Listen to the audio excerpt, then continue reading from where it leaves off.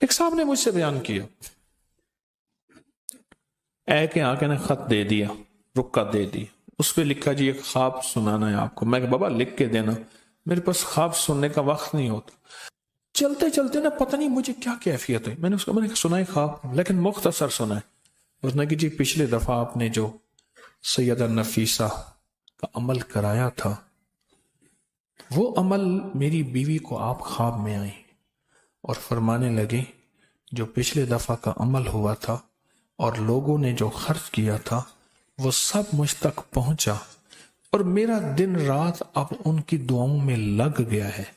اور ان کی حاجتیں جتنی بھی ہیں میں اس وقت تک نہیں ہٹوں گی جب تک منوا نہیں لوں گے۔ امام جعفر صادق کی بہو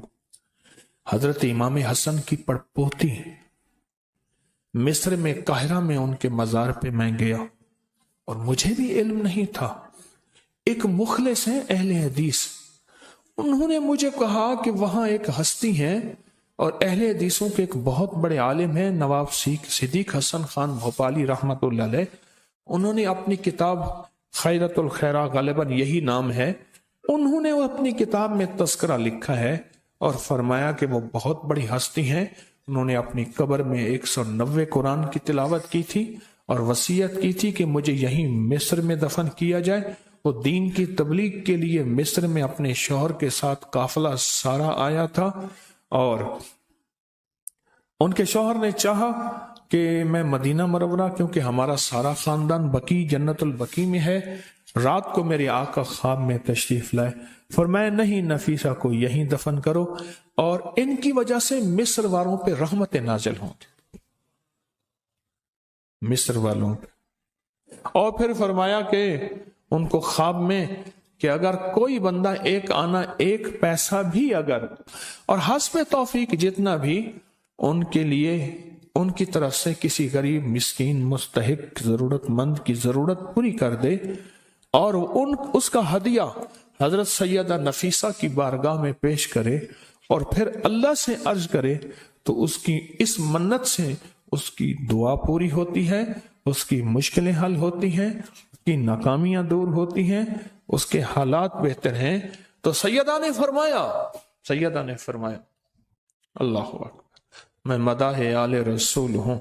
یہی آخرت کا سامان ہے۔ سیدہ فرمایا، اور کیا فرمایا، میں اس وقت تک نہیں ہٹوں گی جب تک اللہ سے منوا نہ لوں، میں سب کی دعاؤں میں لگی بیٹھی، مجھ تک ہدیے پہنچے ہیں سب کے، اور یہ حدیث صرف آپ نے نہیں پہنچائے، اس وقت آن لائن پوری دنیا سن رہی ہوتی ہے، اور پھر بہت سے لوگ بعد میں درس سنتے ہیں، کہیں رات، کہیں صبح، کہیں دوپہر، کہیں شام، بہت سے لوگ بعد میں سنتے ہیں، دنیا سن رہی ہوتی ہے۔ چن چن کے تحفے لاتا ہوں، کوشش کرتا ہوں انسانیت کو نفع ہو، انسانیت کو خیر ہو۔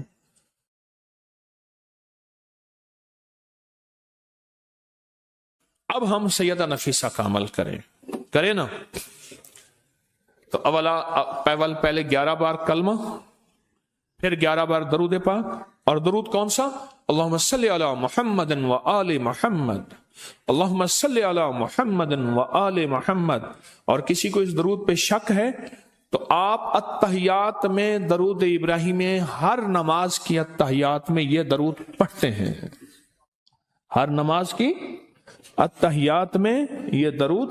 پڑھتے ہیں۔ تو ایک دفعہ سورۃ فاتحہ اور 3 دفعہ قل ھو اللہ ان کی بارگاہ میں ہم ہدیہ کرتے ہیں، اور پیسوں کی نیت آپ نے کر لی، پڑھیں پہلے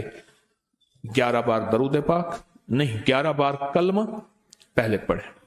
لا الہ الا اللہ محمد الرسول اللہ۔